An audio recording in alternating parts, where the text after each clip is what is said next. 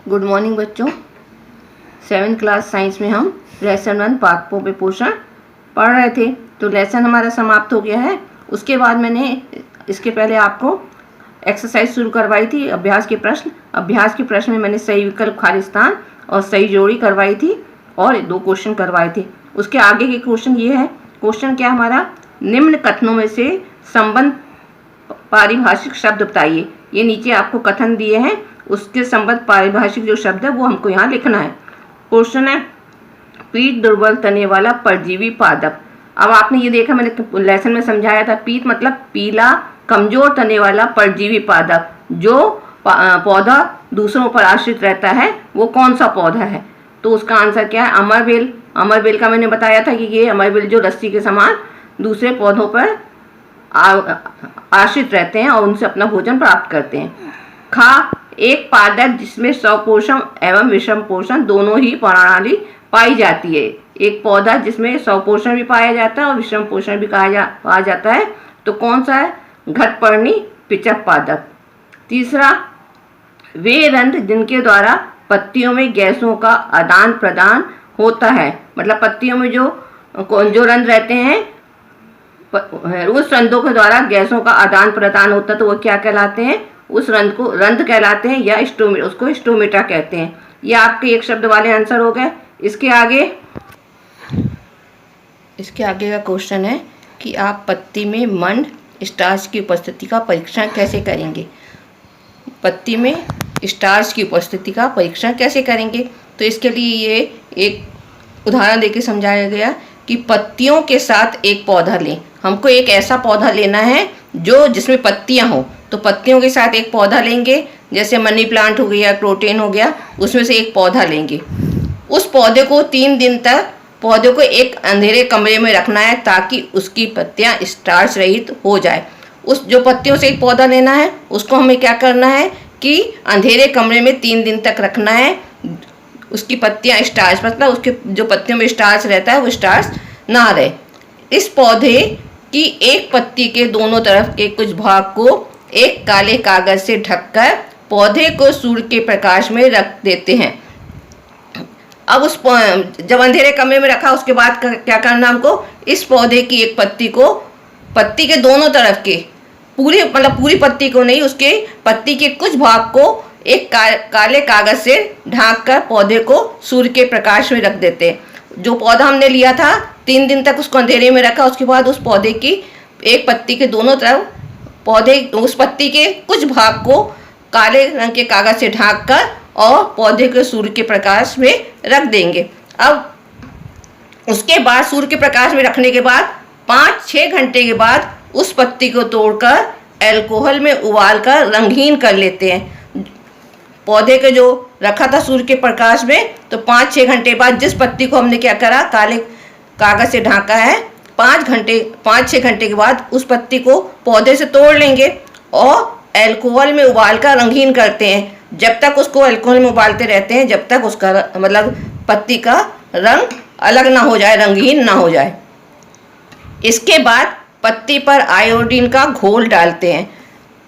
जो पत्ती रंगहीन हो गई है उस पत्ती पर हम आयोडीन का घोल डालते हैं। पत्ती का जो भाग काले कागज से ढका था वह नीला नहीं होता है। पत्ती के कुछ भाग को हमने काले कागज से ढका था, तो उस काले कागज वाला जो भाग था वो क्या होता है? नीला नहीं होता है। क्योंकि काले कागज से ढके हुए भाग को प्रकाश नहीं मिलता है। जो काले रंग से ढका हुआ पत्ती रहती है, उस काले कागज से ढके हुए पत्ती का भाग नीला नहीं होता। क्यों नहीं होता है? क्योंकि उस भाग में उसको प्रकाश नहीं मिलता, सूर्य का प्रकाश नहीं मिलता है। तो इस कारण प्रकाश संश्लेषण की क्रिया नहीं हो पाती है। हमको मालूम है कि प्रकाश संश्लेषण की क्रिया किसके द्वारा होती है? सूर्य के प्रकाश में प्रकाश संश्लेषण की क्रिया होती है। तो जिस भाग को हमने कागज से ढका उसको सूर्य का प्रकाश नहीं मिला, सूर्य का प्रकाश नहीं मिलने के कारण उसमें प्रकाश संश्लेषण की क्रिया नहीं हुई, तथा शेष भाग में प्रकाश संश्लेषण की क्रिया होती है। पत्ती के जो भाग को हमने काले कागज से ढका था उस भाग में प्रकाश संश्लेषण की क्रिया होती रहती है। तो प्रकाश संश्लेषण की क्रिया में स्टार्च की उपस्थिति दर्शाती है। क्यों? उस पत्ती को हमने क्या किया था? अंधेरे में रख के स्टार्च रहित कर दिया था, है ना। स्टार्च रहित करने के बाद उसको कागज़ से ढाँक दिया था और कागज़ से ढाँकने के बाद उसको अल्कोहल में उबालकर आयोडीन में हमने किया, तो जो काले कागज़ से ढका हुआ पत्ती का भाग था वह नीला नहीं होता है। क्यों? क्योंकि इससे सूर्य का प्रकाश नहीं मिलता। तो प्रकाश संश्लेषण की क्रिया होना स्टार्च की उपस्थिति दर्शाता है। प्रकाश संश्लेषण की क्रिया में बताया था कि जल और वायु की सहायता से सूर्य के प्रकाश और क्लोरोफिल की सहायता से क्रिया होती है, जिसमें क्या होता है, कार्बोहाइड्रेट बनता है और पत्ती में स्टार्च के रूप में संचित हो जाता है। तो इसमें क्या होता है, प्रकाश संश्लेषण की क्रिया के द्वारा हमें स्टार्च की उपस्थिति दर्शाती है। तो उसके बाद का क्वेश्चन है, हरे पादप में खाद्य संश्लेषण प्रक्रम का संक्षिप्त विवरण दीजिए। मतलब जो हरे पौधे रहते हैं, खाद्य संश्लेषण के द्वारा कैसे मतलब भोजन बनता है, उसका हमें विवरण देना है। तो आंसर इसका है, पौधों में भोजन का संश्लेषण पत्तियों में होता है। हमने पढ़ा है कि भोजन का संश्लेषण किस में होता है, पत्तियों में होता है। इसलिए इन पत्तियों को क्या कहा जाता है, खाद्य फैक्ट्रियाँ कहा जाता है। तो पत्तियाँ क्या है, पौधों की खाद्य फैक्ट्रियाँ हैं। सभी कच्चे पदार्थ, और कच्चे पदार्थ कौन से हैं, जैसे जल है, कार्बन डाइऑक्साइड है और सूर्य का प्रकाश है। सभी कच्चे पदार्थ क्या हैं, जल, कार्बन डाइऑक्साइड और सूर्य का प्रकाश है। इन सबको पत्तियों तक पहुंचना है ना, ये सभी पदार्थ को पत्तियों तक पहुंचना है। तो पानी और खनिजों को जड़ों द्वारा पत्तियों तक ले जाया, तो पानी और खनिजों को जड़ों द्वारा पत्तियों तक ले जाया जाता है। मैं पहले भी समझा चुकी हूँ और पढ़ भी चुके हैं कि जो मिट्टी से जड़ें क्या करती है, पानी और खनिज का अवशोषित करती है और उसके बाद वो तनों तक पहुँचता है और तनों के द्वारा वो पत्तियों तक ले जाया जाता है। तो पत्तियों में एक हरा वर्णक होता है जो क्लोरोफिल कहलाता है। आपको मालूम, पत्तियों में जो हरा वर्णक रहता है उसे क्या बोलते हैं, क्लोरोफिल कहते हैं। पत्तियों में सूक्ष्म रंध्र होते हैं, ये भी हम देख चुके हैं कि पत्तियों में दोनों साइड छोटे छोटे छिद्र होते हैं, जिसे हम रंध्र या स्टोमेटा कहते हैं, जो वायुमंडल को कार्बन डाइऑक्साइड को अवशोषित करती है। जो वायुमंडल से क्या करती है, वायुमंडल से कार्बन डाइऑक्साइड को अवशोषित करती है तथा पत्तियों में उपस्थित क्लोरोफिल सूर्य के प्रकाश की ऊर्जा संग्रहण करने में पत्तियों की सहायता करती है। तो इसका मतलब यह प्रकाश संश्लेषण के द्वारा ये क्रिया होती है। पत्तियों में संग्रहित सौर ऊर्जा का उपयोग जल एवं कार्बन डाइऑक्साइड से खाद्य संश्लेषण में होता है। पत्तियों में जो संग्रहित सौर ऊर्जा सूर्य के द्वारा प्राप्त होती है, उसका उपयोग जल एवं कार्बन डाइऑक्साइड से खाद्य संश्लेषण में होता है। मतलब प्रकाश संश्लेषण के द्वारा खाद्य संश्लेषण की क्रिया होती है।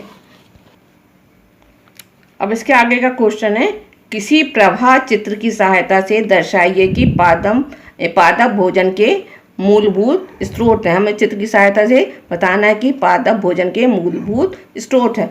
तो आंसर क्या है इसका, सभी जीव सीधे या अपरोक्ष रूप से पौधों पर निर्भर करते हैं। उदाहरण के लिए पौधे खाने वाले जानवर सीधे पौधों पर निर्भर करते हैं और मांसाहारी इन पौधों को खाने वाले जीवों पर निर्भर रहते हैं। मैंने बताया था कि जो पौधे खाने वाले जानवर जैसे हिरन वगैरह हैं, हिरन है, बकरी है, गाय है, तो ये किस पर निर्भर रहती है, पौधों पर निर्भर रहती है। और जो मांसाहारी जानवर रहते हैं तो इन पौधों को खाने वाले जीवों पर निर्भर रहते हैं। जो मांसाहारी जानवर जैसे बाघ है, शेर है, तो वो किसको खाते हैं, खरगोश है, हिरन को खाते हैं। तो ये जानवर जो रहते हैं मांसाहारी के लिए, जो पौधों को खाने वाले जानवर हिरन और खरगोश हैं, और हिरन और खरगोश किस पर निर्भर रहते हैं, वो पौधों पर निर्भर रहते हैं। इस प्रकार ये जीव अप्रत्यक्ष रूप से पौधों पर ही निर्भर करते हैं। जो भी जीव है वो अप्रत्यक्ष रूप से पौधों पर ही निर्भर करते हैं।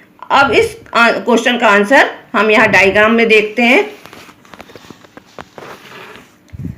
इस चित्र की सहायता से देखते हैं कि भोजन के मूलभूत स्रोत क्या है। तो इस चित्र में देखो प्रकाश संश्लेषण की क्रिया हो रही है। तो सूर्य की प्रकाश के उपस्थिति में प्रकाश संश्लेषण की क्रिया होती है। प्रकाश संश्लेषण की क्रिया में प्रकाश संश्लेषण के द्वारा पौधे अपना भोजन बनाते हैं। अब इस भोजन को क्या है, शाकाहारी खाते हैं, शाकाहारी में। अब इस चित्र की सहायता से हम देखते हैं कि पादप जो है भोजन के मूलभूत स्रोत हैं। यहाँ प्रकाश संश्लेषण के द्वारा भोजन का निर्माण हो रहा है। तो सूर्य के प्रकाश की उपस्थिति में प्रकाश संश्लेषण की क्रिया होती है, जिससे पादप अपना भोजन बनाते हैं। अब इस भोजन को शाकाहारी जो गाय और बकरी लेते हैं, और जो गाय बकरी का भोजन कौन करते हैं, मांसाहारी करते हैं, जो शेर और बाघ होते हैं। तो इस प्रकार से शाकाहारी पादप को खाते हैं और मांसाहारी शाकाहारी गाय और बकरी भैंस गाय बकरी को खाते हैं, है ना। तो क्या हुआ, शाकाहारी हुआ तो भी वह भी पादप पर निर्भर रहते हैं और मांसाहारी भी वो भी शाकाहारी खाते, तो ये परोक्ष या अपरोक्ष रूप से पादप पर निर्भर रहते हैं। इस प्रकार जो सर्वाहारी है, मनुष्य है, भालू है, तो वो क्या करता है, शाकाहारी भी रहता है मांसाहारी भी रहता है, तो ये भी क्या होते हैं, अपने भोजन के लिए पादप पर निर्भर रहते हैं। तो इस चित्र के द्वारा जो सर्वाहारी है, इस चित्र की सहायता से हमने देख लिया कि पादप भोजन के मूलभूत स्रोत हैं।